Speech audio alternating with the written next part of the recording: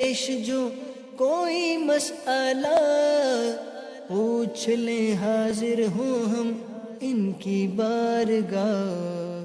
الحمد للہ رب العالمین والصلاة والسلام علی خاتم النبیین اما بعد فاعوذ باللہ من الشیطان الرجیم بسم اللہ الرحمن الرحیم والصلاة والسلام علیک یا رسول اللہ وعلی آلک واصحابک یا حبیب اللہ الصلاة والسلام علیک یا نبی اللہ وعلی آلک واصحابک یا نور اللہ۔ مدنی چینل کے ناظرین، پروگرام دارالافتاء اہل سنت میں آپ کو خوش آمدید کہتے ہیں، مرحبا کہتے ہیں۔ اللہ رب العالمین ہم سب کو دین اسلام کے احکامات سیکھ کر سمجھ کر ان پر عمل پیرا ہونے کی توفیق عطا فرمائے۔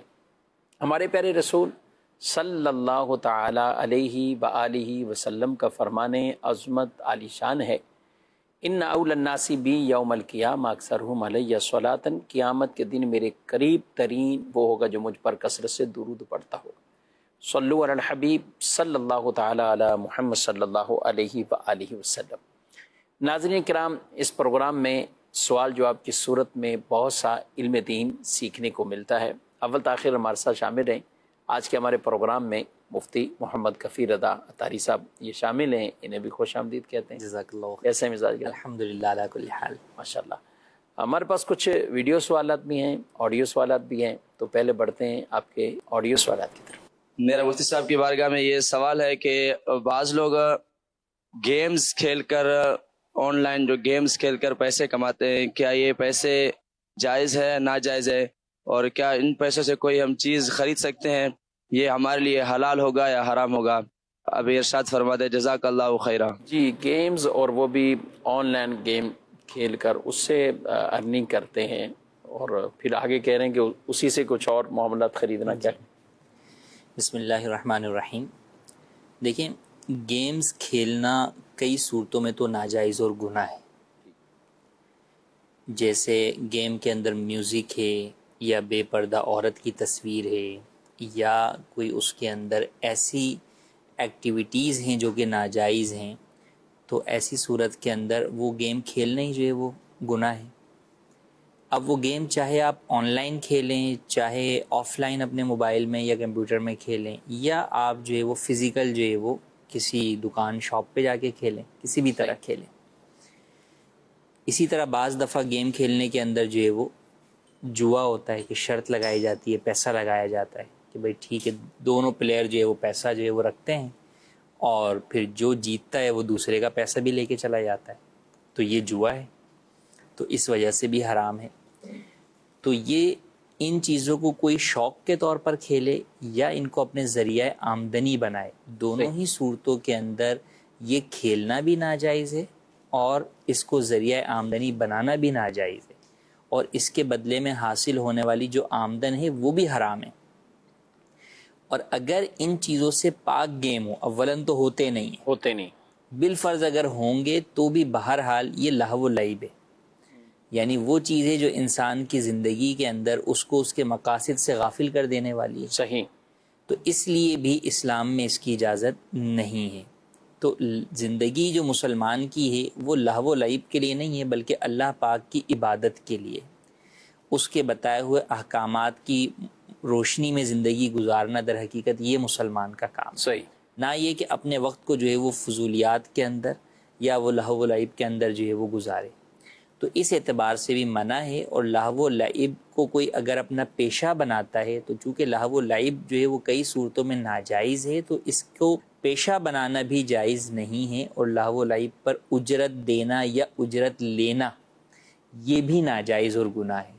یہ اس اعتبار سے بھی، اور دوسرا پہلو جو اس کا ہے کہ کئی لوگ فی زمانہ کئی گیمز کی شاپ لگا کر بیٹھے ہوئے ہوتے ہیں، وہ وہاں پر جو ہے وہ بچوں سے پیسے لے رہے ہیں، فیس چارج کر رہے ہیں اور ان کو کھیلنے کے لیے دے رہے ہیں، تو ان کی بھی وہ آمدنی حرام ہے۔ اور جو آن لائن جو ہے وہ کما رہے ہیں، وہ چاہے کوئنس کی صورت میں کما رہے ہیں، چاہے اپنا پیسہ انویسٹ کر کے اس کے اوپر مزید جو ہے وہ اور پیسہ جوئے کی صورت میں حاصل کر رہے ہیں، یا اور مختلف جو ہے وہ کرپٹو کرنسی کی صورت کے اندر وہ اس چیز کو جو ہے وہ حاصل کر رہے ہیں، یہ تمام چیزیں بہرحال ناجائز اور حرام ہیں۔ تو یہ آمدنی جو ہے وہ ایک مسلمان کے حق میں جو ہے وہ حلال نہیں ہے، حرام آمدنی ہے، ملک خبیث ہے۔ اگر کسی نے وہ حاصل کر لی ہے تو بھی اس پر لازم ہوگا کہ اسے صدقہ کرے، اس کے لیے اسے استعمال میں لانا، اس کے بدلے میں کوئی چیز خرید کر اپنے ذاتی استعمال میں لانا، یا کوئی چیز خرید کر جو ہے وہ کسی اور کو دینا، اس کی اجازت ہرگز نہیں ہے، بلکہ صدقہ کرنے کی بھی، صدقہ کرے اور کسی مستحق کے زکوٰۃ کو صدقہ کرے، اور اس میں بھی ثواب کی نیت نہ، ثواب کی نیت، کیونکہ حرام مال ہے، تو حرام مال میں جو ہے وہ آپ ثواب کی نیت نہیں کر سکتے۔ ہاں یہ آپ کا ہو کہ بھئی جو شریعت نے مجھے حکم دیا ہے اس پہ عمل کریں، اس پر عمل کر رہا ہوں، تو اس پر عمل کرنے کی نیت سے وہ چیز صدقہ کر دیں، اور آئندہ کے لیے ہرگز ایسا کوئی بھی جو ہے وہ ذریعہ آمدنی ہرگز اختیار نہ کریں، اور جو کچھ پہلے کیا اس کے لیے اللہ کی بارگاہ میں سچی توبہ بھی کرنی ہوگی۔ اچھا کچھ اس کے جو ہے وہ ماہر بن جاتے ہیں گیمز کے، یہ کچھ ایسے، اور کچھ آپ کو پتہ ہے کہ ناجائز ذریعے سے پیسے کمانے کے بھی ماہر بن جاتے ہیں، یعنی وہ کہتے ہیں ہمیں کوئی طریقہ پتہ ہے، آ جاتے ہیں پیسے۔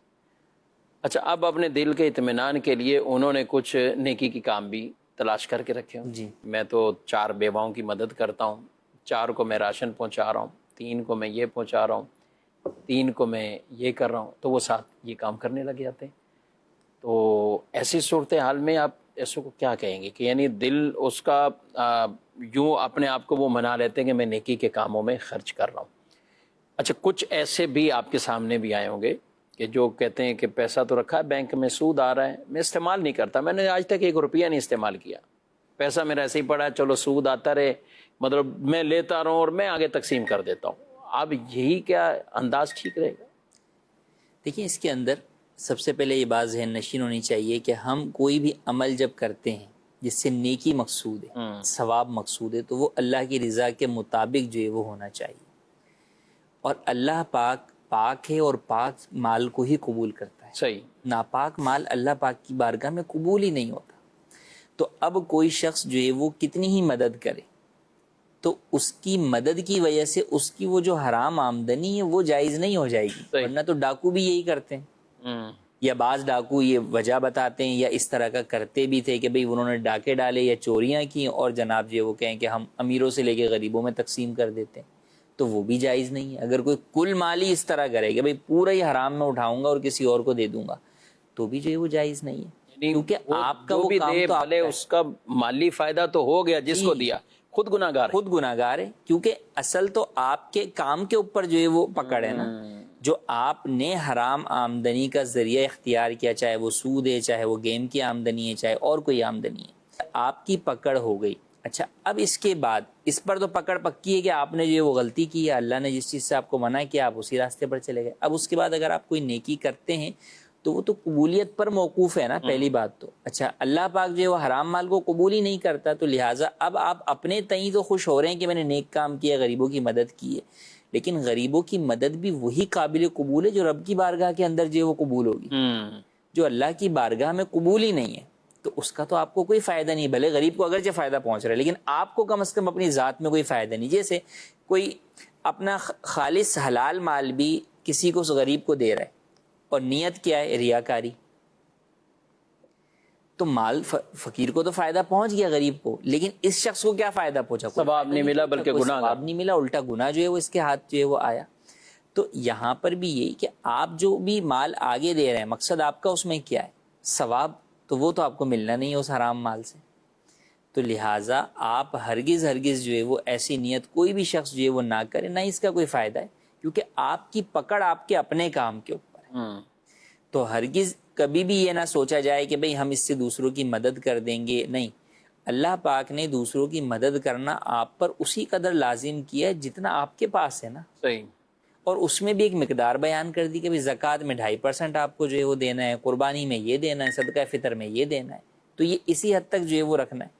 اس کے علاوہ اگر کوئی بھی اضافی آپ کرنا چاہ رہے ہیں تو اس کے اوپر پکڑ نہیں ہے، زبردستی نہیں ہے، کریں گے تو ثواب ملے گا، نہیں کریں گے تو کوئی گناہ نہیں ہے، لیکن اگر غلط طریقے سے کریں گے، حرام مال سے کریں گے تو ثواب تو نہیں ملے گا، الٹا گناہگار آپ جو ہے وہ ضرور ہو جائیں گے۔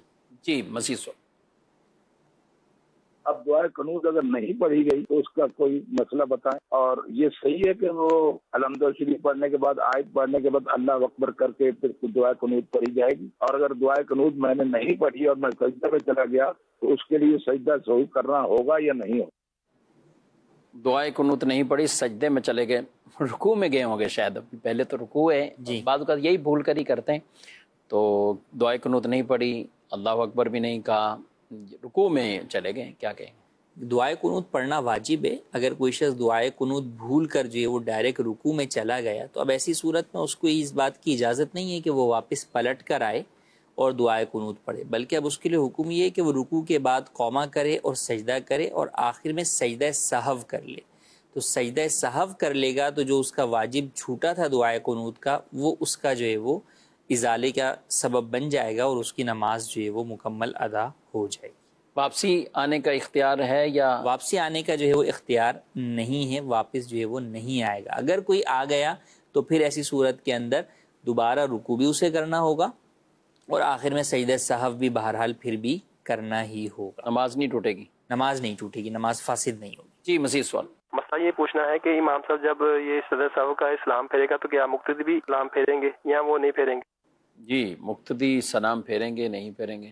جی ہاں، وہ مقتدی جو نماز میں شروع سے امام کے ساتھ شامل ہیں، جن کی کوئی رکعت فوت نہیں ہوئی، تو وہ جو ہے وہ سلام امام کے ساتھ پھیریں گے اور پھر اس کے بعد سجدہ سہو بھی جو ہے وہ کریں گے. البتہ جو مسبوق مقتدی ہے کہ جس کی ایک رکعت یا ایک سے زائد رکعت امام کے ساتھ فوت ہو گئی اور اس نے امام کے سلام پھیرنے کے بعد کھڑے ہو کر اپنی بقیہ رکعت ادا کرنی، اس کے لیے حکم یہ ہے کہ وہ سلام نہ پھیرے، بلکہ وہ جو ہے وہ بغیر سلام کے ہی امام کے ساتھ سجدہ سہو کر لے اور پھر جب سجدہ سہو کے بعد امام بیٹھے اور پھر سلام پھیرے تو وہ کھڑے ہو کر اپنی بقیہ رکعت جو ہے وہ ادا کرے گا.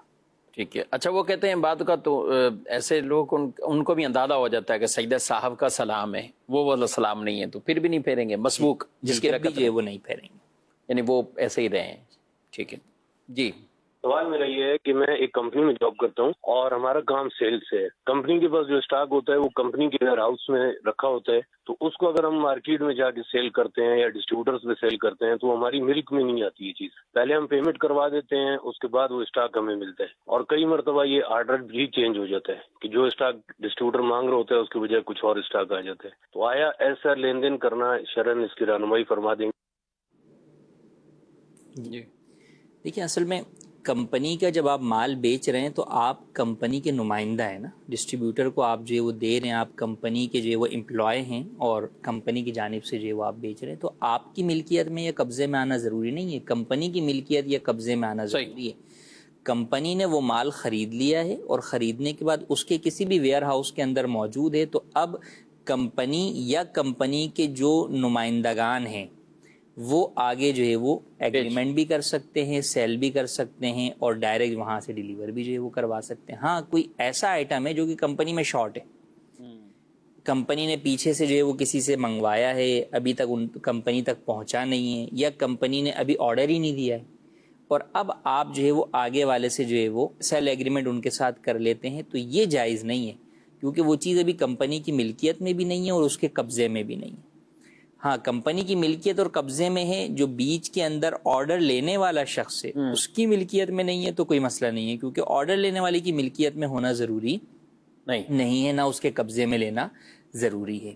ہاں جب ڈسٹریبیوٹر خریدتا ہے تو ڈسٹریبیوٹر چونکہ اگرچہ وہ کمپنی کا تو آفیشیل ایک وہ ہوتا ہے ڈسٹریبیوٹر، لیکن در حقیقت وہ پرچیز کرتا ہے، وہ خود جو ہے وہ کمپنی کا بروکر ایجنٹ نہیں ہوتا، بروکر یا ایجنٹ نہیں ہوتا وہ، تو وہ الگ سے جو ہے وہ بائر ہوتا ہے. تو اس نے اگر کمپنی کو کوئی آرڈر لکھوایا ہے اور ابھی تک کمپنی نے اس کی شاپ پہ یا اس کے ویئر ہاؤس پہ یا گودام پہ ڈیلیور نہیں کیا تو ڈسٹریبیوٹر آگے کسی اور شخص سے جو ہے وہ سیل ایگریمنٹ نہیں کر سکتا. صحیح، یعنی ان چیزوں کا تو ان کو بھی خیال رکھنا ہوگا. جی ڈسٹریبیوٹر کو بھی اس اعتبار سے خیال رکھنا ضروری ہوگا. جب بعد کا ایسا ہوتا ہے کہ کمپنی کی ہی کچھ چیزیں ہوتی ہیں اور وہ کمپنی ہی بیچنا چاہ رہی ہوتی، تو اب یہ کمپنی کی جو چیزیں ہیں تو یہ ملازم جس کی ذمہ داری ہے کہ اس کو کمپنی کی چیزیں باہر بیچنی ہے، تو یہ یا تو خود رکھ لیتا ہے، تو اس کے لیے کیا اس کو مالکان سے خود ایگریمنٹ کو کرنا ہوگا یا ان سے اجازت لینی ہوگی یا خریدنا ہوگا؟ ایک سوال تو یہ. دوسرا یہ تھا کہ کمپنی کے لیے یہ خریداری کرتے ہیں، اس کا کام ہی کمپنی کے لیے خریدنا. اب یہ کیا کرتے ہیں کہ باہر جاتے ہیں، کمپنی جو کہ پیمنٹ 1 مہینے بعد کرتی، ایک نظام چل رہا ہوتا ہے، تو وہ چیز 25,000 روپے کی اس نے 1 مہینے کے بعد ملے گی، لیکن کیش میں اس نے 22,000 کے لیے 21,000 کے لیے 4,000 خود بچت کر کے کمپنی کو دیں. اس کو کیا دیکھتے ہیں آپ، کیا کہیں؟ دیکھیں یہ جو دوسری صورت آپ نے کی یہ پرچیزر کی حیثیت ہے کہ یہ پرچیزر ہے کمپنی کا، اس کو کمپنی کے بہاف پر جو ہے وہ چیزیں جو ہے وہ خریدنی ہے. تو اب یہ جتنے میں چیز خریدے گا اتنے کا ہی بل جو ہے وہ کمپنی کو یہ شو کرے گا. صحیح ہے. اور اتنے ہی پیسے یہ کمپنی سے لے سکتا ہے. اور پھر اس میں جب یہ خود کرتے ہیں، جب اپنا پیسہ یا کسی بھی انویسٹر کا یہ پیسہ بیچ میں انوالو کرتے ہیں، تو ایسی صورت کے اندر بھی یہ صرف ایک اتنا سا مسئلہ نہیں ہے، بلکہ اس میں کئی گناہوں میں یہ پڑتے ہیں. اول تو یہ ہوتا ہے کہ بل، اب 22,000 کا انہوں نے خریدا، بل یہ بنوائیں گے 26,000 کا دکاندار سے. تو ایک تو یہ اس سے جھوٹا بل بنوائیں گے، فیک بل بنوائیں گے. پھر جو چیک بنوائیں گے کمپنی سے وہ کس کے نام کا بنائیں گے؟ وہ اسی شاپ والے کا بنوائیں گے جس کا بل ہے. صحیح. کیونکہ اس کی انویسٹمنٹ تو نہیں ہے، انویسٹمنٹ تو کسی اور شخص کی، اور کمپنی کسی اور شخص کے نام کے اوپر جو ہے وہ چیک ایشو نہیں کرے گی، تو چیک جو ہے وہ بنے گا اس کے نام کا. تو یہ ایک الگ جو ہے وہ جھوٹ بنے گا. تو یوں کئی جھوٹ اور کئی جو ہے وہ گناہوں کا مجموعہ جو ہے وہ یہ صورت ہوتی ہے. تو اس کی ہرگز اجازت نہیں ہے، سوائے یہ کہ کمپنی سے آپ پوچھ لیں کہ بھئی ٹھیک ہے میں جو ہے وہ آپ کو یہ مال پرووائڈ کر دیتا ہوں، اور اس کا جو بھی ہوگا آپ ڈائریکٹ مجھ سے کمپنی خرید لیں. کمپنی اگر اس بات پہ راضی ہو جائے کہ بھئی ٹھیک ہے آپ جو ہے وہ کہیں سے بھی لا کر دیں، ہمارا جو ریٹ ہے وہ کوٹیشن کے مطابق وہ اس کے مطابق ہوگا، تو ہم آپ سے بھی خرید لیں گے، اپنے امپلائی سے بھی خرید لیں گے، تو ٹھیک ہے. لیکن عام طور پر ایسا ہوتا نہیں. وجہ یہ ہے کہ کوالٹی کے اعتبار سے جو اپروو کرنے والا تو وہ یہی پرچیزر ہوتا ہے. اگر یہ خود ہی جو ہے وہ بیچنے والا بن جائے گا تو انڈرسٹوڈ سی بات ہے یہ جو ہے وہ کوالٹی کے اندر کمپرومائز کرے گا، نمبر 1. نمبر 2 یہ کہ جب یہ خود ہی بیچنے والا ہوگا اور خود ہی جو ہے وہ اوکے کرنے والا ہے، تو اگر کسی جگہ سے کم کوٹیشن بھی آئے گی تو یہ اس کوٹیشن کو دبا دے گا اور اپنی کوٹیشن کو اپروو کرے گا. تو یہاں جو ہے وہ یہ بددیانتی کے اندر جو ہے وہ مبتلا ہوگا. تو اس لیے کمپنیز جو ہے وہ ایسا نہیں کرتی. تو جو لوگ بھی اس طریقے سے کرتے ہیں وہ یہ چھپ چھپا کے کر رہے ہوتے ہیں اور مالکان سے اس بات کو چھپا کر ہی کر رہے ہوتے ہیں. بس اوقات ہوتا ہے ان کے ذہنوں میں یہ ہوتا ہے کہ بھائی ہمارے اوپر والوں کو تو پتہ ہے، تو وہ اوپر والے تو بس اوقات اس کام کے اندر خود ہی جو ہے وہ شامل ہوتے ہیں، یا ان کی شیئر ہوتی ہے یا ان کا کمیشن ہوتا ہے. تو ان کے کہنے کا اعتبار نہیں ہے. اصل جو کمپنی کے آنرز ہیں ان کی طرف سے یا کمپنی کے رولز اینڈ ریگولیشنز کے مطابق جو ہے وہ پراپر جو ہے وہ چیز اس طریقے سے الاؤ ہو، اور اس میں جو بعد میں بلنگ ہے، چیک بننا ہے، وہ تمام چیزیں بھی ایکچوئل کے مطابق ہوں، اس کے اندر بھی کوئی فیک جو ہے وہ ڈاکومنٹیشن نہ ہو، تو پھر کسی صورت میں جا کے اجازت ہوگی. لیکن عام طور پہ جو پرچیزر اس طرح معاملات کرتے ہیں وہ جائز نہیں ہے. سے سوال یہ ہے نا کہ جو احادیث میں فضیلت ہے، جیسے سورہ ملک پڑھیں گے تو عذاب قبر سے نجات ملے گی، یا سونے سے پہلے آیت الکرسی پڑھیں گے تو حادثات سے بچیں گے، تو جتنے بھی یہ فضائل ہوتے ہیں نا، تو بیان کے بعد مفتی صاحب کہتے ہیں انشاءاللہ ایسا ہوگا. جب جو قرآن اور حدیث میں ہے تو پھر وہ انشاءاللہ کیوں کہتے ہیں؟ یہ پوچھنا تھا. جی فضیلت تو احادیث کے اندر ہے، بہرحال ان چیزوں کی فضیلتیں جو ہیں تو وہ فضیلت تو جو ہے وہ بیان کر دی جاتی ہے. اس کے اوپر تو ہمارا ایمان ہے کہ بھئی ٹھیک ہے حدیث میں آیا ہے تو انشاءاللہ جو ہے وہ ہمیں ملے گا ہی ملے گا. لیکن انڈرسٹوڈ سی بات ہے کہ ہر چیز جو ہے وہ مشیت الہی پر ہی موقوف ہے. اچھا پھر یہ نہیں نا کہ ہم نے جو پڑھا وہ قبول بھی ہو گیا، ہاں، اور یا اس درست طریقے سے پڑھا بھی، طریقے سے جو ہے وہ پڑھا. تو یہ سب چیزوں کا دار و مدار اسی پر ہے کہ ہم نے درست پڑھا اور وہ بارگاہ الہی میں قبول ہو گیا تو پھر جو ہے وہ ملے گا. تو انشاءاللہ کئی دفعہ تو یوں کہا جاتا ہے کہ عام طور پہ لوگ جو ہے وہ کہہ دیتے ہیں، عادی ہوتے ہیں اس اعتبار سے. اور یہ ان معنی میں بھی کہ بہرحال اللہ پاک کی مشیت پر ہے. اللہ پاک نے جو چیز بیان کر دی، اللہ کے رسول نے بیان کر دی ہے، تو اس میں کوئی وعدہ خلافی نہیں ہوتی. وہ چیز اس کے مطابق ہی ہوتی ہے، جبکہ پڑھنے والے نے اس کے مطابق اور اس کے حقوق کے ساتھ جو ہے وہ درست طریقے سے اسے پڑھا. ٹھیک. اور یہ بھی ہمیں سیکھ لینا چاہیے نا، جو بھی آیت الکرسی پڑھ رہے ہیں، سورہ ملک شریف پڑھ رہے ہیں، یا ضمن یہ بھی میں عرض کر دوں سورہ ملک شریف بھی یہ جو اس کے فضائل ہیں یہ پڑھنے والے کو ملتے ہیں. سننے والے کو ثواب ملے گا، اجر ملے گا، ثواب ملے گا. آپ مدنی چینل کی اسکرین پر تلاوت ہوتی ہے، آپ سن لیتے ہیں، ثواب ملے گا انشاءاللہ. لیکن جو فضیلت خاص روایات میں وہ پڑھنے سے متعلق. تو اگر آپ کہیں سن بھی لیتے ہیں، مسجد میں ہلکا لگتا ہے، درس سنا، سورہ ملک شریف بھی سن لی، لیکن پڑھنے کی عادت بنائیں، ساتھ ساتھ پڑھنے کی عادت بنائیں، تاکہ کما حق ہو، یعنی پوری پوری یہ فضیلت آپ کو حاصل ہو سکے. جی مزید سوال ہے کہ کیا موبائل کے اوپر یا ٹیبلٹ وغیرہ کے اوپر قرآن پاک کھول کر اس کو بغیر وضو چھو کر پڑھ سکتے ہیں؟ جی بہتر یہ ہے کہ باوضو جو ہے وہ پڑھا جائے، لیکن اگر کسی نے بے وضو بھی اس طرح چھوا تو اس پر گناہ نہیں ہوگا. پر گناہ نہیں ہوگا. یعنی اس کے اوپر کچھ علماء مطلب اختلافات بھی رکھتے ہیں. جی بعض علماء کا اختلاف ہے، بعض علماء جو ہے وہ منع جو ہے وہ کرتے ہیں اس پر کہ باوضو ہی چھونا جو ہے وہ ضروری ہے، لیکن جو ہے وہ اکثر علماء کا یہ ہے کہ اس کا حکم قرآن کریم کا جو مصحف شریف ہے اس والا حکم نہیں ہے.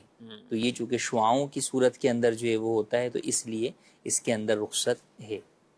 جی مزید سوال. میرا نام احمد انصاری ہے. میرا سوال یہ تھا کہ حجامہ کروانے کی کوئی تاریخ یا دن مقرر ہے؟ جواب ارشاد فرما دیجیے. حجامہ کروانا جو ہے وہ سنت ہے، ایک طریقہ علاج ہے، نبی کریم صلی اللہ علیہ وسلم سے بھی ثابت ہے، اور اس کی کچھ جو ہے وہ مخصوص تاریخیں ہیں کہ ان میں کروانا زیادہ بہتر ہوتا ہے. تو لہٰذا ان تاریخوں کے اندر جو ہے وہ آپ کروا سکتے ہیں، لیکن ان تاریخوں کے علاوہ بھی کروانا جو ہے وہ جائز ہے، شرعی اعتبار سے کوئی ممانعت نہیں. ان تاریخوں کے علاوہ بھی اب چاہے جو کرنے والے بھی ہیں خاص تو وہ بھی بعض اوقات ان تاریخوں کا خیال رکھتے جی ان تاریخوں کا خیال مہینوں میں کرتے بھی. ہیں، عام دنوں میں بھی وہ کرتے ہیں، لیکن ان کا یہ ہوتا ہے کہ بھی زیادہ بہتر یہ کہ آپ ان چاند کی تاریخوں کا اس کے اندر حساب ہوتا ہے کہ بھی چاند کی ان تاریخوں میں کروایا جائے، تو لہٰذا آپ اس اعتبار سے اس کو بھی فالو کر سکتے ہیں. یہ آج کل تقریباً کافی لوگوں نے شروع بھی کیا ہوا ہے، تو اس میں بھی کوئی ہدایات ہیں کس سے کروانا چاہیے؟ کیونکہ حجامہ تو بیسک تو سنت ہے اور اس کی اصل بھی ہے، نبی کریم صلی اللہ علیہ وسلم نے خود کروایا، اور آپ صلی اللہ علیہ وسلم نے اس کی اجازت بھی دی اور آگے امت بھی کرواتی رہی. اب اس کے طریقے مختلف آ گئے، تو طریقہ اختلاف کے اندر اس میں مختلف ہونے سے کوئی فرق پڑے گا کیا؟ یعنی جدید طریقے آ گئے. بنیادی طور پر تو یہ ہے کہ فاسد خون کو نکالا جو ہے وہ جاتا ہے. اب پہلے دور کے اندر جو ہے نا وہ جانوروں کے سینگ کے ذریعے سے وہ سینگی لگوائی جاتی تھی، تو اس لیے اسے سینگی لگوانا بھی جو ہے وہ کہتے تھے. اب جدید دور آ گئے، اب کپنگ کے ذریعے سے جو ہے وہ لوگ نکالتے ہیں مختلف جو ہے وہ طریقے سے. تو جو جدید جو ہے وہ ذرائع آ گئے، لیکن وہ جو ایک بنیادی مقصد اس کا ہے کہ بھئی جسم کا جو ہے فاسد خون نکالنا، وہ جو ہے وہ کامن پایا جاتا ہے، اسی کو جو ہے وہ حجامہ کہا جاتا ہے. البتہ کروانا جو ہے وہ چاہیے یہی کہ آپ کسی ماہر جو اس چیز کا مہارت رکھتا ہے، یعنی یہ بھی علاج ہے، پراپر علاج ہے. تو جس طرح آپ کوئی بھی علاج جو ہے وہ کسی ماہر طبیب سے ہی کرواتے ہیں، تو جو حجامہ کے بھی جو ماہرین ہیں انہی سے جو ہے وہ کروائیں. ایک یہ. نمبر دو یہ کہ ستر کے مقام کے اوپر ضرورت کے مطابق ہی کروائیں. یعنی انسان کا ناف سے لے کے گھٹنے تک کا حصہ جو ہے وہ ستر کا حصہ ہے. تو اب اس حصے کے اندر ایک آپ ویسے ہی شوقیہ جو ہے وہ کروا رہے ہیں، لیکن اگر آپ اس حصے میں کروا رہے ہیں تو پھر اب ضرورت کے مطابق کہ آپ کو وہ ماہری سجیسٹ کرے کہ بھئی آپ کو یہاں کروانا ضروری ہے، یا یہاں پر کوئی آپ کو مرض ہے یا کوئی اور پرابلم ہے جس کی وجہ سے یہاں پر کروانا ہے تو کروائیں. ادروائز جو ہے وہ بقیہ جسم کے حصوں کے اوپر جو ہے وہ آپ کروا سکتے ہیں. اسی طرح مرد جو ہے وہ مرد سے کروائے اور عورت جو ہے وہ عورت سے ہی کروائے. یعنی دیگر جو بھی ستر کے پردے کے شرعی احکامات ہیں وہ جس طرح دیگر تمام علاجوں میں ضروری ہیں وہ اس کے اندر بھی ضروری ہے. بہتر تو یہ اس کے سلسلے میں بھی اگر کوئی آپ کو ملتے کہ کوئی کہیں سے کہ اس کو یوں کرنا ہے، دارالتعلیم سنت سے آپ رہنمائی بھی لے سکتے ہیں. نمبر آپ اسکرین پر ملاحظہ فرما رہے ہیں، اس نمبر پر آپ کال کیجئے. دن کے وقت آپ ضرور 10 بجے سے لے کر 4 بجے تک اس دوران آپ کو رہنمائی کر دی جائے گی، وہ مسئلہ بھی بتا دی جائے گا. جی مزید. یہ جو پراپرٹی ڈیلر کا کام ہے، یعنی کہ اس کو سودا کروا دیا، یعنی کہ دونوں مابین ایک مالک مکان کو اور دوسرے کو سودا کروا دیا، تو ان کی جو وہ کمیشن لیتے کیا وہ جائز ہے؟ جی پراپرٹی ڈیلر کمیشن کے کام کا در حقیقت سوال ہے. وہ چاہے پراپرٹی ڈیلنگ کے دوران ہو یا کئی جگہوں پر اور دیگر بھی مارکیٹس کے اندر یا انڈسٹریز کے اندر بروکر یا ایجنٹس ہوتے ہیں جو کہ سودا کروانے کے اوپر کمیشن جو ہے وہ لیتے ہیں.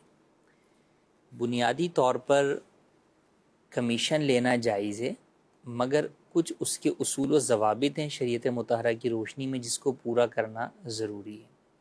سب سے پہلی بات یہ کہ آپ جو بھی سودا یا ڈیل کروا رہے ہیں وہ جائز ہونی چاہیے. صحیح. اگر اس ڈیل میں کوئی ایسی ناجائز چیز ہے تو انڈرسٹوڈ سی بات ہے کہ آپ بھی گناہ گار ہوں گے، کیونکہ آپ کے ذریعے سے ہی وہ ڈیل یا وہ سودا جو ہے وہ ہو رہا ہے. جیسے کئی جگہوں کے اوپر یہ شرط ہوتی ہے کہ جناب اگر جو ہے وہ سودے سے کوئی مکرے گا تو جو ایڈوانس پیسے دیے ہوئے ہیں، بیانہ دیا ہوا ہے، وہ ضبط کر لیا جائے گا. تو یہ ناجائز شرط ہے، تو اس شرط کے ساتھ شرط ہی ناجائز ہے. اسی طرح کئی جگہوں پر اور مختلف ہوتی ہیں. اگر آپ پراپرٹی کے علاوہ اور کچھ ڈیلنگ کی طرف جائیں تو وہاں پر کوئی ناجائز شرط ہوتی ہے کہ جناب جو ہے وہ بینک سے یہ سود پر لون بھی جو ہے وہ لے کر دلوائیں گے یا دیں گے، اس طرح کی کوئی شرط جو ہے وہ موجود ہوتی ہے. یا کوئی ایسی ڈیل ہے جس کے اندر خرید و فروخت اس طرح ہو رہی ہے کہ وہ چیز مالک کی ملکیت میں نہیں ہے، قبضے میں ہی نہیں ہے، تو اب وہ بے فاسد ہے. تو اب بے فاسد میں اگر آپ کروا رہے ہیں تو آپ بھی گناہ گار ہیں اور آپ کا وہ کروانا بھی جائز نہیں ہے. تو مین بنیادی چیز تو یہ ہے. اب اگر جائز چیز کی آپ نے ڈیل کروائی ہے، اس کے اندر دھوکہ دہی نہیں ہے، جو چیز حقیقت میں جیسی ہے ویسی ہی بیان کی ہے، تو ٹھیک ہے، اس کے اندر کوئی حرج جو ہے وہ نہیں ہے. مگر یاد رہے کہ کمیشن جو ہے وہ جس پر بھی دونوں فریقین راضی ہو جائیں وہ ہو، یہ ضروری نہیں ہے. اچھا.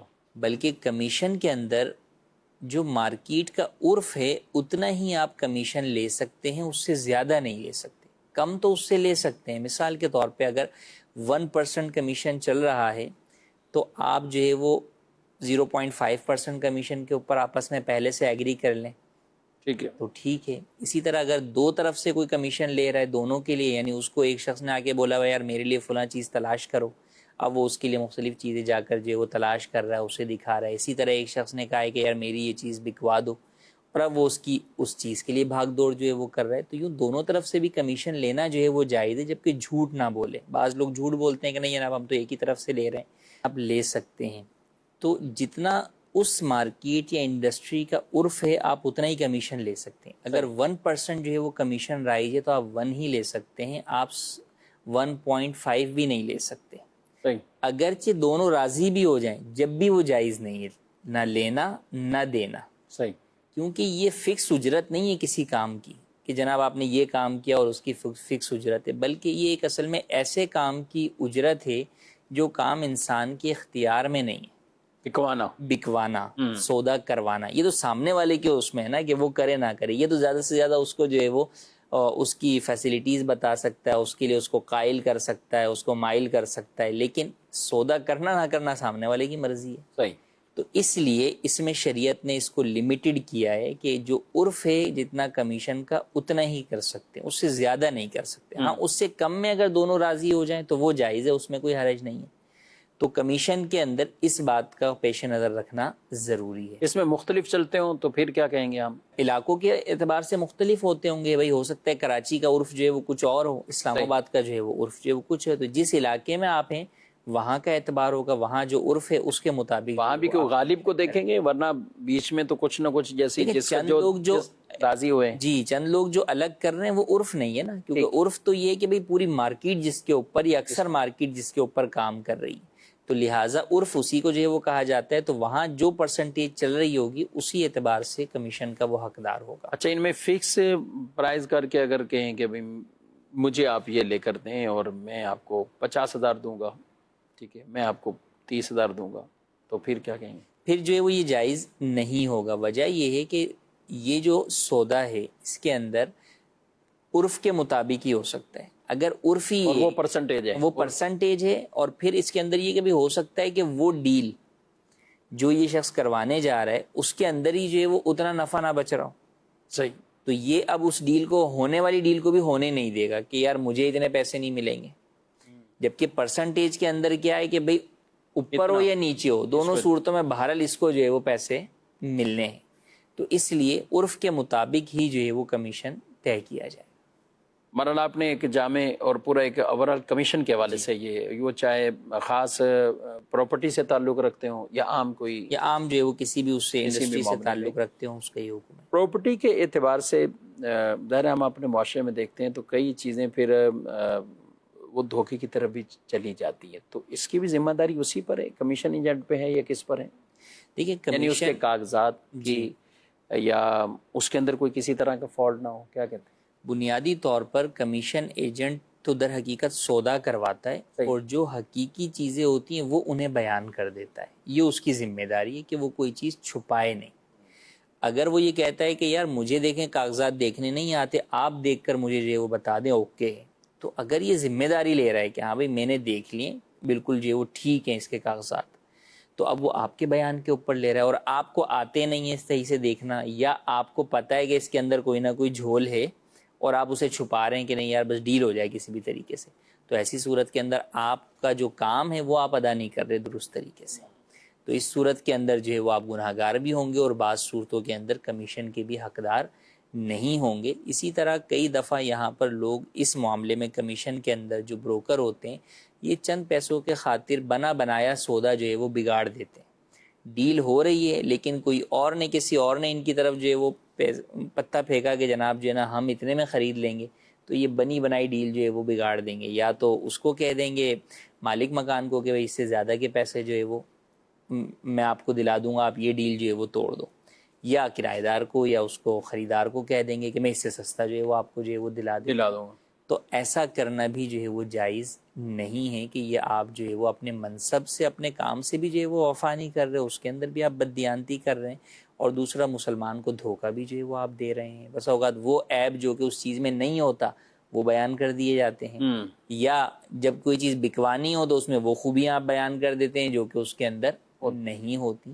تو ان چیزوں سے بہرحال بچنا ضروری۔ اور یہ بروکری میں چاہے آپ کسی اور طرح، پہلے تو سنا تھا کہ کوئی لوگوں کی ڈیل وہ توڑوا دیتے ہیں جی، اب تو بعض کا رشتے بھی توڑوا دیتے ہیں کہ یہ ڈن ہو چکا کہیں، یا وہ ڈن ہونے کے قریب پہنچ گئے ہیں تو، اور بلکہ ڈن بھی ہو گیا، اور کئی ایسے منگنی بھی کر دی، لیکن وہ کہتے ہیں نکاح تھوڑی کیا، منگنی ہوئی ہے نا ابھی، تو اتنی بڑی بات پکی ہوگی اور بلا وجہ آپ کیوں توڑنے کی طرف اس کو جا رہے ہیں؟ لیکن بیچ میں کچھ ایسے بروکر غیر حضرات آ جاتے ہیں اور وہ آ کر جو ہے نا وہ رشتے توڑوا دیتے ہیں، یعنی آپ کو میں اچھا آپشن دے رہا ہوں، آپ اس طرف کر۔ حالانکہ حدیث پاک میں اس بات سے منع کیا گیا۔ اسی طرح کسی کے سودے پر اپنا سودا نہ کرے، کہ دو افراد ہیں جو کہ ڈیل کے جو ہے وہ قریب پہنچ گیا اور یہ جا کر ایسی آفر دیتا ہے جس سے ان کی ڈیل جو ہے وہ سبوتاز ہو جاتی ہے، وہ جو ہے وہ ختم ہو جاتی ہے۔ تو اس چیز سے منع کیا گیا کہ ایک مسلمان کا دوسرے مسلمان پر حق ہے کہ وہ اس کی خیر خواہی چاہے، بدخواہی نہ چاہے، جبکہ اس صورت کے اندر در حقیقت یہ اس کا بدخواہ بن رہا ہوتا ہے، اور اس سے جو ہے وہ بھلائی کو دور کر کے صرف اپنی پیسوں کی خاطر یا اپنی کسی غرض کی خاطر جو ہے وہ ان دونوں کے درمیان اس چیز کو توڑوا رہا ہوتا ہے۔ اللہ پاک عافیت والا معاملہ فرمائے، اور اس میں احتیاط ہی ہمیں ہمیشہ وہ کرنی چاہیے، اور بددیانتی کسی کے ساتھ نہ، جو آپ پہ اعتماد کر رہے ہیں تو ان کو بھی کوئی ٹھیس نہیں پہنچنی چاہیے۔ بعض اوقات اگر کمیشن والا فقط اپنی کمیشن سے غرض رکھے کہ مجھے مل جائے گا، اس کے بعد اس کا جو کچھ مرضی، کئی پلاٹ بکواتے ہیں کفیل صاحب، اب وہ تو کمیشن لے لیتے ہیں پارٹیوں سے جن کی زمینیں ہیں، ان کے پلاٹ یا سوسائٹی سے لے لیے، اب انہوں نے بیچ میں انویسٹر ڈال دینے ہوتے، ارے آپ لے لو، یہ میں ایسے ہی 1 مہینے میں نکال دوں گا، 1 مہینے میں یہ یہاں سے یہاں پہنچنا ہے، آپ کو یہ فائدہ پہنچنا۔ اب وہ اس کو پھنسا دیا جی، اور اپنی کمیشن وہاں سے لے لی، 1 مرتبہ کمیشن ہو گئی، اب وہ بعد میں نہ آگے بک رہی ہے اور نہ کچھ اور ہو رہا ہے، اور یہ بیٹھے ہوئے ہیں، وہ انویسٹر بھی بیٹھا ہوا ہے اپنی جگہ پر، بلکہ اس کو پریشان کر رہا ہے، یہ کرے کیا کرے، پراپرٹی نیچے آ گئی، اب تو ہم کچھ کر بھی نہیں سکتے۔ تو اس طرح کے جو بظاہر کبھی کبھی جھوٹے وعدے لگ رہے ہوتے ہیں یا دھوکے میں ایک طرح کا مبتلا کر رہے ہوتے ہیں، کیا کہیں گے؟ بالکل ایسے ہی ہے کہ بہت سارے دیکھیں کام تو ایسے ہیں کہ فی نفسی کام جائز ہیں جبکہ جائز طریقے سے کیے جائیں۔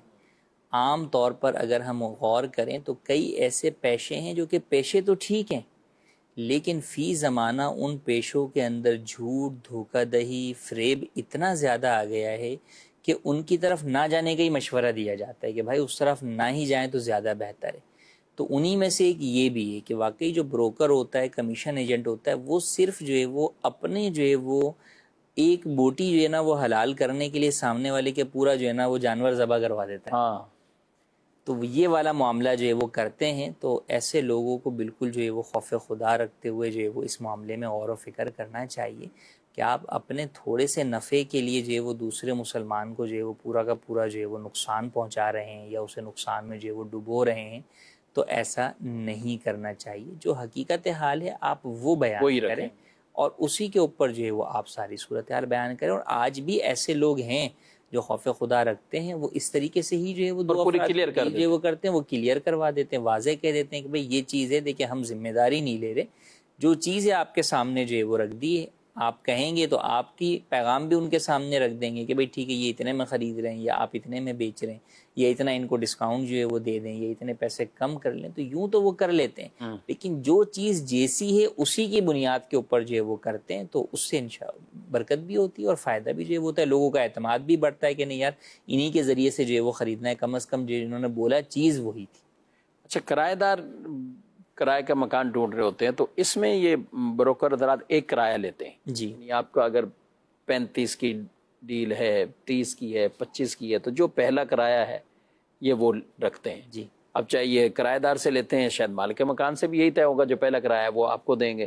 تو اس میں کیا کہیں گے آپ؟ یہ بھی عرف کے مطابق جب پہلا کرایہ کمیشن ہے تو ٹھیک ہے، اس کے اندر جو ہے وہ کوئی حرج نہیں ہے کہ بھئی جتنے پر بھی آپ کی ڈیل فائنل ہوگی تو اس کا ایک کرایہ جو ہے وہ ہمیں بطور کمیشن دیا جائے گا، تو یہ بھی جو ہے وہ لینا جائز ہے. کمیشن عقد سودا پورا ہونے کے بعد اس کے لیے ہوگی یا کیا کہیں گے؟ جی، سودا مکمل ہونا، یعنی اس کا کام کیا ہے کہ ان دونوں کا سودا ہو جائے. صحیح. اگر کسی بھی وجہ سے جو ہے وہ جہاں تک اس نے پہنچائی بات اور اب یہ سودا جو ہے وہ نہیں ہوا، بہت ساری بات چلتی رہی لیکن سودا نہیں ہوا، تو کمیشن کا حقدار نہیں ہے. ہاں، سودا ہو گیا، ہونے کے بعد کسی وجہ سے انہوں نے ریورس کر دیا اس سودے کو، تو اب ایسی صورت میں کمیشن والا اپنے کمیشن کا حقدار ہو گیا کہ اس نے سودا کروانا اس کے ذمے تھا. تو سودا درست کروایا اس نے، جو حقیقت پر مبنی باتیں تھیں وہی کروائی. اب سودا ہو گیا، اب کسی وجہ سے آگے جو ہے جناب مالک مکان اور خریدار میں یا مالک مکان اور کرایہ دار میں کسی بات پہ انبن ہو گئی اور انہوں نے اس سودے کو ختم کر دیا، تو پھر 2-3 مہینے کے بعد ہی 2-3 مہینے کے بعد کر دیا، تو اس کے یہ نہیں ہے کہ اس کا کمیشن کھا جائیں، یہ نہیں، اس کا کمیشن بہرحال دینا ہی ہوگا. آج ہی میرے پاس کوئی مسئلہ پوچھنا ہے، کہہ رہے ہیں ہم نے تو ان سے یہ کہا تھا کہ ہمیں ایسا مکان تلاش کر کے دیں کہ جس میں وہ 3-4 سال 5 سال نہ نکالیں، ہمیں تھوڑا سکون سے ہو، کرایہ دار ہیں. لیکن اب ان سے انبن ہو گئی، 5ویں-6ٹھے مہینے ہو گئی ہے، تو اس میں کیا کمیشن والے کا نقصان ہے؟ نہیں، اس میں کمیشن والے کا نقصان نہیں ہے، نہ اس کا کمیشن جو ہے وہ مارا جائے گا، نہ اس سے واپسی لے سکتے ہیں، اور اگر نہیں دیا تو ایسا نہیں ہے کہ روک لیں کہ بھئی ہم تمہیں نہیں دیں گے، ایسا نہیں ہے. کیونکہ بہرحال دیکھیں اس نے تو دکھا دیا، آپ کو ملوا دیا لوگوں سے. اب کسی بھی بنیاد پر بعد میں آپ لوگوں کا جھگڑا ہو گیا یا کوئی اور بات ہو گئی تو اس کی وجہ سے اس کی کمیشن پہ کوئی فرق نہیں پڑے گا. وہ اپنا سودا جب اس نے کروا دیا تو وہ بہرحال کمیشن کا حقدار ہو گیا، وہ کمیشن کا حقدار بن گیا. کیونکہ ظاہر ہے کئی کمیشن والے بھی بلکہ ایک تعداد ہے درست کام بھی کرتے ہیں اور اس روزی کو بھی باقاعدہ حلال وہ کرتے ہیں، لیکن ان کے ساتھ بھی کچھ مسائل تو ہو جاتے ہیں. پارٹیاں بعض اوقات کمیشن جو ہے نا وہ بن رہی ہوتی ہے اچھی خاصی اماؤنٹ، اچھی خاصی بن رہی. اب جب اچھی خاصی اماؤنٹ کمیشن کا بن رہا ہے تو اب وہ بات چیت سب کچھ ہو گیا بھی کرنا ہے، لیکن جب اس کو لگ رہا ہے کہ میرے 5 لاکھ کمیشن میں جائیں گے، اس کو لگ رہا ہے میرے 6 لاکھ کمیشن میں جائیں گے. اب چیز ہی 6 کروڑ کی خریدی، 5 کروڑ کی خریدی، جی، تو اب 1% جائے تو اتنا تو اس کو جائے گا، تو اب ان کو 10-11 لاکھ یہ جا رہا ہے. تو دونوں بچانے کے چکر میں اس ٹائم ظاہر کر دیتے ہیں سودا نہیں کر رہے ہیں، گھما پھرا دیتے ہیں 10-20 دن ایسے ہی ادھر ادھر، پھر آپس میں مل کے سودا کر رہے ہوتے ہیں. کیا کہیں گے آپ؟ ایسا کرنے والے وہ گناہ گار ہیں بہرحال کہ وہ خیانت تو کر رہے ہیں، خیانت وہ اس شخص کا جو ہے وہ حق مار رہے ہیں، کیونکہ بہرحال اس کا مطلب سودا تو اس نے آپ کا مکمل کروا دیا، ڈیل تو پوری آپ کی جو ہے وہ ہو گئی. اب آپ صرف کمیشن سے بچنے کے لیے اس چیز کو ظاہری طور پر جو ہے وہ ختم کر رہے ہیں، اور حقیقت میں آپ آپس میں طے کر لے رہے ہیں کہ بھئی ٹھیک ہے 10 دن کے بعد آ کے آپ میرے ساتھ گھر پہ الگ سے کر لیجئے گا ایگریمنٹ. تو اس میں ایسا کرنے والے چاہے وہ خریدار ہے یا جو ہے وہ بیچنے والا ہے، دونوں ہی جو ہے وہ گناہ گار ہیں، اور بہرحال اس شخص کے کمیشن کے دیندار ہیں جس سے بھی اس نے طے کیا تھا اس کو. ٹھیک جی. مزید سوال؟ میرا یہ سوال ہے، کیا کسی ایسی نماز کی ابتدا جائز ہے جو پہلے سے اکیلا نماز پڑھ رہا ہو؟ پہلے سے ہی پڑھ رہا ہے، اس کے پیچھے کیا اقتدا کر لیں؟ جی، اگر وہ شخص جو ہے وہ ایسا ہے کہ جو امامت کی شرائط پر پورا اترتا ہے اور آپ کو پتہ ہے کہ بھئی وہ فرض نماز پڑھ رہا ہے، وقتی نماز ادا کر رہا ہے، اب آپ نے جو ہے وہ اس کی اقتدا کرنی ہے تو آپ اقتدا کر سکتے ہیں. آپ اس کے کندھے پر ہاتھ رکھ کر جو ہے وہ اسے اشارہ جو ہے وہ کر دیں کہ بھئی میں آپ کے پیچھے گویا کہ نماز جو ہے وہ ادا کر رہا ہوں. اب جب یہ کرے گا تو اب امام جب اس کو پتہ ہے کہ میرے پیچھے مقتدی آ گیا ہے تو اب وہ امامت والی چیزیں جو ہے وہ اس کے مطابق کرے گا. جیسے جہری نماز ہے تو وہ پھر بلند آواز سے تلاوت جو ہے شروع کر دے گا. ہو سکتا ہے کہ وہ 1 رکعت کے بعد شامل ہوا تو 1 رکعت تو جس نے پڑھی وہ منفرد کے طور پر پڑھی تو اس نے آہستہ تلاوت کی، لیکن اب اگر دوسری رکعت میں مقتدی آ گیا ہے تو اب یہ بلند آواز سے تلاوت کرے گا. اب اگر یہ بلند آواز سے تلاوت نہیں کرتا جبکہ اس نے اپنے آپ کو امام جو ہے وہ مان بھی لیا ہے کہ بھئی ٹھیک ہے میں جو ہے وہ اقتدا کروا رہا ہوں، تو اب ایسی صورت کے اندر اگر یہ بلند آواز سے تلاوت نہیں کرے گا تو ترک واجب ہوگا. اگر بھول کر اس نے ایسا کیا سجدہ سہو لازم ہوگا، جان بوجھ کر ایسا کیا تو نماز ہی دہرانا جو ہے وہ لازم ہوگی، امام پر بھی اور مقتدی کے اوپر بھی. نہیں تو اس کے صرف ہاتھ لگانے سے یا اس کے پیچھے آ کے کھڑے ہونے سے یہ امام بن گیا؟ نہیں، وہ نیت کرے گا تو ہوگا کہ میں اقتدا کی میں جو ہے وہ نماز جو ہے وہ پڑھا رہا ہوں. ورنہ اگر یہ ہاتھ رکھتا ہے اور وہ کہتا ہے کہ بھائی بھلے کسی نے بھی رکھا ہو، میرے کو تو اپنی پڑھنی اس طرح کی آتی ہے، میں امام کیسے بنوں؟ میں امام نہیں بن، یا وہ خود جانتا ہے کہ بھائی میں امام بن نہیں سکتا، میرے اندر کوئی مسئلہ ہے. تو لہٰذا اس لیے جب وہ نیت کرے گا اس اعتبار سے کہ ہاں بھائی ٹھیک ہے میں جو ہے وہ امامت کروانے لگا ہوں، تو اب اس کے اوپر امامت سے متعلق احکام جو ہے وہ لازم ہو جائیں گے. ہمارے عام طور پہ ایسا نہیں ہوتا کہ لوگ ایسے اکیلے پڑھنے والے کے پیچھے یوں شامل ہو جائیں اور جہاں ہوتا ہے وہاں کئی جگہوں پہ شرائط کا بالکل وہ خیال بالکل بھی خیال، یعنی کئی ممالک کے اندر بھی ایسا لوگ سنتے ہیں اور بتاتے ہیں تو وہ کہتے ہیں پھر وہ یہ نہیں دیکھتے کہ وہ سامنے والے کی داڑھی بھی ہے کہ نہیں ہے، وہ قابل امامت ہے کہ نہیں ہے، قرات کر سکتا ہے کہ نہیں کر سکتا، بس اسی کے پیچھے. اچھا یہ بھی نہیں کہ وہ سنت پڑھ رہا ہے، نفل پڑھ رہا ہے یا قضا نماز ادا کر رہا ہے، کیا ادا کر رہا ہے، تو اس چیز کا بھی واقعی جو ہے وہ لوگ خیال نہیں رکھتے. حالانکہ یہ ضروری ہے کہ امام وہی نماز پڑھ رہا ہو، مقتدی بھی سیم نماز ہی جو ہے وہ پڑھ رہا ہو، تو اس چیز کو بھی مطابق ہونا ضروری ہے. اسی طریقے سے شرائط امامت پائی جانا جو ہے وہ ضروری ہے. قرات ہی درست نہیں ہے یا مسائل نماز ہی نہیں جانتا یا داڑھی ایک مٹھی سے کم جو ہے وہ کٹواتا ہے، تو پھر ایسی صورت میں اس کے پیچھے آپ اقتدا نہیں کر سکتے. جی ناظرین کرام، آپ نے پروگرام ملاحظہ کیا ہے، نماز بھی دائر عبادت ہے اور اس کے بھی اپنے اپنے تقاضے ہیں. ہم چاہے آفس میں پڑھ رہے ہوں، چاہے گھر میں ہمارے کوئی کبھی امامت کی صورت بنتی ہے تو نماز وہی پڑھائے جو قابل امامت ہو، اور اس میں یہ نہیں دیکھا جاتا کہ صرف داڑھی ہے تو اس کو ہم آگے کر دیں. داڑھی والے کو بھی قرآن درست پڑھنا، نماز کے احکامات آنا یہ ضروری.